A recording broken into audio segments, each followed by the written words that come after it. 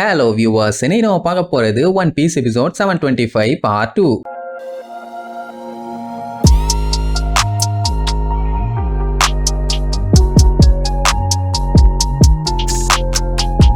Open பண்ணா நம்ம லூஃபியும் டோஃப்ளமிங்கோவும் காட்டுத்தனமா சண்டை போடுறாங்க. டோஃப்ளமிங்கோ கொஞ்சம் கூட அசர்ற மாதிரி இல்ல, சிரிச்சுக்கிட்டே கேஷுவலா சண்டை போடுறான். அதே நேரம் இங்க அடிபட்ட லாவை காப்பாத்தி இங்க இருந்து கூட்டு போலான்னு பார்த்தா அவன் இல்ல, இந்த பஞ்சாயத்து எல்லாத்துக்குமே நான் தான் காரணம், அதனால அவன் ஜெயிச்சாலும் தோத்தாலும் அதுல நான் பங்கெடுத்துக்கணும், இன்கேஸ் ஜெயிச்சா அதை என் கண்ணால நான் பார்க்கணும், அதனால நீ இங்கே விட்டுட்டு போங்கன்னு காட்டுத்தனமா கெஞ்சுவான். ரோபின் எவ்வளவோ சொல்லி பார்ப்பான், ஆனா கேட்கவே மாட்டான். நம்ம எல்லாம் ஒன்னா சேர்ந்துட்டோம்னா நம்ம எல்லாத்துக்குமே ஈக்குவல் ரைட்ஸ் இருக்குது, அதெல்லாத்தையும் கேப்டன் பாத்துக்குவாரு, நீ கவலைப்படாம என் கூட வான்னு சொன்னா கேட்க மாட்டான். முடியாத அந்த நிலைமையிலுமே பயங்கரமா கெஞ்சுவான். இன்னும் கொஞ்சம் விட்டா அழுதுருவான் போல. கேவெண்டிஷ்க்கும் ரோபினுக்கும் அவனை இங்க விட்டுட்டு போறதுல சுத்தமா இன்ட்ரெஸ்டே இல்ல. ஏன்னா அப்படி விட்டுட்டு போனா உயிரோட இருப்பானா இல்லையானே தெரியாது. சரி வேற வழி இல்ல, அவ்வளோ கேட்கறான், இனிமேட்டு தூக்கிட்டு போனா நல்லாவா இருக்கும், அதனால அவன் இங்கே இருக்கட்டும் ரோபின், நம்ம கிளம்பலாம் நிறுவான். இங்க பார்த்தோமியும் என்னோட தலைவி ரோபின் சென்பாய் மேல இருந்து கீழே வரணுமாமா, அவங்களுக்கு படிக்கட்ட நான் ரெடி பண்றேன்னு சொல்லி அப்படியே அவனோட கண்ணாடி ஷீல்டை யூஸ் பண்ணி பெரிய படிக்கட்டு ஒன்னு உருவாக்குவான். இப்ப என்னன்னா கண்டிப்பா ஏதாச்சும் எக்கு தப்பாச்சுன்னா தப்பிச்சு கூட ஓட முடியாத நிலைமையில தான் நம்ம லா இருக்கான். அதனால கேவெண்டிஷ் நானும் உன் கூட இங்கே இருக்கிறேன்னு உட்காந்துக்குவான். இன்கேஸ் நீ சாகுறீன்னா எனக்கு அப்புறம் தான்டா நீ சாகணும்னு சொல்லிட்டு அவன் பாட்டு உட்காந்துக்குவான். அந்த நிலைமை வரும்போது தான் ஒவ்வொருத்தரும் எவ்வளவு மாசுனே தெரியுது.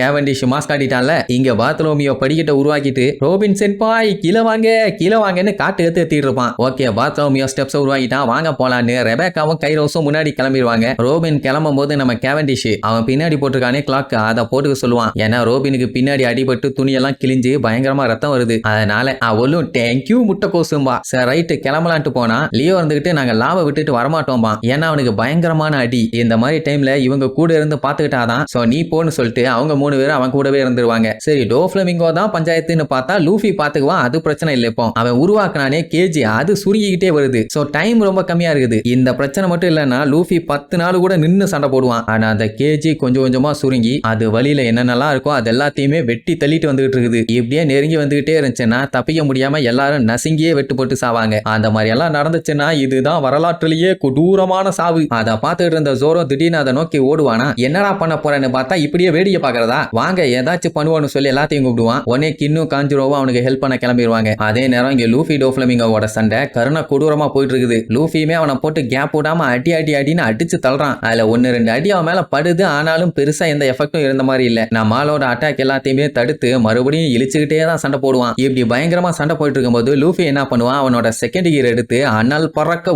ஓங்கி ஒரு குத்து வைப்பான். அப்படி ஒரு பஞ்சு வச்சதுக்கே அந்த இடத்துல ஆட்டம் பாம்பு வெடிச்ச மாதிரி பட்டால்னு வெடிக்கும். கீழ இருந்து பாத்துக்கிட்டு இருக்க கேவெண்டிஷும் ட்ரஃபல்கராவும் அப்படியே மிரண்டுருவாங்க, என்னடா நடக்குது மேலன்னு. அப்படி அடிச்ச அடியில டோஃப்ளமிங்கோ எல்லாம் திருச்சிருவான். சரி இதுலயாச்சும் கொஞ்சம் மட்டையாருவான்னு பார்த்தா திருப்பியும் சிரிச்சுக்கிட்டே அந்த நெருப்புக்குள்ள இருந்து எந்திரிச்சு வருவானா. லூஃபிக்கே கட்டுப்பாயிருச்சு, என்ன இவன் எவ்வளவு அடிச்சாலும் வரான்னு. உடனே 2 கையையும் ஃபுல்லா ஊதி பைய தேர்ட் கியர் எடுத்துருவான். கிரிசிலி மேக்னம்னு சொல்லி 2 கையை யூஸ் பண்ணி நடுவுல வச்சு ஓங்கி ஒரு அடி. என்னடா கண்ணா இப்படி கேப் போட்டிருக்கேன்னு தப்பிச்சு வந்து வாயிலே ஒரு மிதி. பைய தேர்ட் கியர் எடுத்து அடிச்சதே வேஸ்டா போச்சு. அவ்வளவுதான் நம்ம பையன் அரை வாசிக்கு டயர்ட் ஆயிட்டான். இதுல வேற இழிச்சுக்கிட்டே வந்து நின்னுகிட்டு, என்னடா கண்ணா லாவோட அட்டாக் வீணாக கூடாதுன்னு பாக்குறியா, ஆனா எவ்வளவு நேரத்துக்கு தான் நீ இந்த மாதிரியே சண்டை போடுவ ஸ்டைலிஷ் பாய், எப்படியும் நீயும் கொஞ்ச நேரத்துல சாகதான் போறேன்னு. உடனே லூஃபி கஷ்டப்பட்டு மூச்சு விட முடியாம மூச்சு விட்டு எந்திரிப்பான். இனி எப்படி சண்டை போட போறான்னு தெரியல. ஆனா பேர்ட் கேஜ் மூடுறதுக்கு 1 மணி நேரம் டைம் கொடுத்தான். அந்த டைமுக்குள்ள இவனை காலி பண்ணலன்னா மொத்தமா அத்தனை பேரும் கொலாப்ஸ் ஆகி செத்துருவாங்க. உன்னால இப்பவே ஒண்ணு கிண்ட முடியல, இனிமேட்டு நீ என்னத்தை அடிச்சு அதை ஸ்டாப் பண்ண போற, எல்லாருமே சாக போறாங்கன்னு இழிச்சுக்கிட்டே சொல்லுவான். ஊருக்குள்ள காட்டுறாங்க, அம்புட்டு பேரும் கதறி அழுதுகிட்டு ஓடுவாங்க. அந்த நிலைமையிலயும் சில பயிரடிச்சுங்க தங்கத்தை தூக்கிட்டு ஓடுறானுங்கன்னா பாருங்களேன். இப்ப மேஜர் பஞ்சாயத்து என்னன்னா இடையில பில்டிங்ஸா இருக்குதா, அந்த ஸ்டிங்கு பில்டிங்கை வெட்டி கண்ணா பின்னான்னு மேல விழுகிறதுனால எல்லாராலையும் வேகமா தப்பிச்சு ஓட முடியல. படாத பாடுபட்டு தப்பிச்சு ஓடிட்டு இருக்காங்க. இவ்வளவு நேரம் நடு டவுனுக்குள்ள சண்டை நடக்குதுன்னு அங்க இருந்து ஓரத்துக்கு ஓடி வந்தாங்க. இப்போ பப்ஜில ஜோன் சுருங்குற மாதிரி கேஜ் சுருங்குது, மறுபடியும் அங்க இருந்து சென்டருக்கு ஓடி வரணும். அதையுமே அந்த டோஃப்ளமிங்கோ சொல்லி கிண்டல் பண்ணுவான். பாவம் எத்தனை பேர் வயசானவங்க இருக்காங்களோ, எத்தனை பேருக்கு கால் அடிபட்டு இருக்குதோ, எவ்வளவு பெண்மணிகள் கை குழந்தைகளை தூக்கிட்டு கஷ்டப்பட்டு ஓடிட்டு இருக்காங்களோ.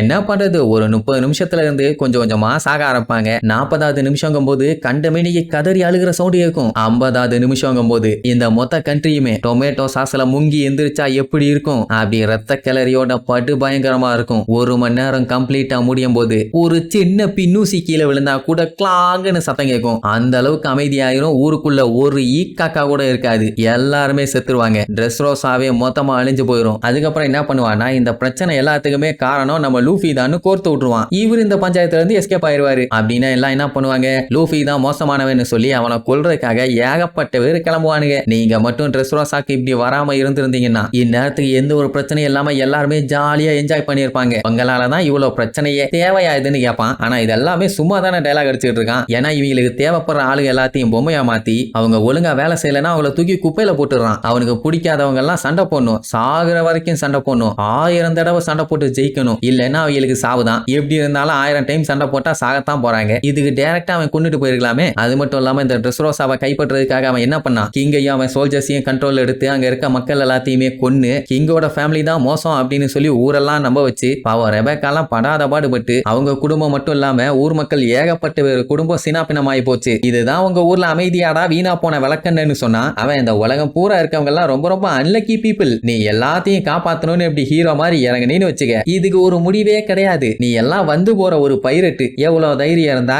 என் கோட்டைகள்ல வந்து என் ஆளுக மேலேயே கைய வச்சு இப்ப என் கூடவே சண்டைக்கு வந்து நிப்ப. உன்னை பொழக்காம விட மாட்டேன். உடனே கொய்யால நீ தாண்டா என் வழியில வந்துட்டான்பா. நான் எப்பண்டா உன் வழியில வந்தேன்னு கேட்டா என் ஃப்ரெண்ட்ஸ் எல்லாத்தையுமே நீ அள வச்சிருக்க, அவங்க எல்லாத்தையுமே நீ கடுப்பேத்தி விட்டுருக்க, அதுக்காக உன்னைய கண்டிப்பா பழி வாங்குவேன்பானா. யார் யாருன்னு பார்த்தா ரெபேக்கா, பெலமி, இந்த நாட்டோட கிங்கு, வியோலா, ரஃபல்கர்லான்னு எல்லாத்தையும் காட்டுவாங்க. இப்போ ஒண்ணு கெட்டு போல, உன்னை பொழந்து கட்டினாலே எல்லாம் சரியா போயிடும். ஆனா கண்டிப்பா யாரையுமே நான் உன் கையால சாக விடவே மாட்டேன்னு பையன் மறுபடியும் வெறித்தனமா பூஸ்டப் ஆயிருவான். டோஃப்ளமிங்கே ஒரு செகண்ட் ஷாக் ஆகி அப்படியே ஸ்டன் ஆகி போய் நிப்பானா பாருங்களேன். இப்ப நம்மால வெளியில இருக்கிறது இந்த பேர்ட் கேஜும் டோஃப்ளமிங்கோ மட்டும்தான். மத்த எல்லாத்தையும் தான் சம்பவம் பண்ணியாச்சு. இதுக்கப்புறம் பாடுறா உனக்கு இருக்குது சங்குன்னவன அந்த வில்லப்பையிலேயே முழிப்பான் என்ன பண்ண போறான்னு. அந்த டைம் கையை தூக்கி வாயில வச்சுக்கிட்டு 4th கியரும்பான். அடி தூள். இப்ப தலைவன் 4வது கியருக்கு வந்துட்டான். அது என்ன ஏதுன்னு சொல்லி நெக்ஸ்ட் எபிசோட்ல பார்க்கலாம். டாடா.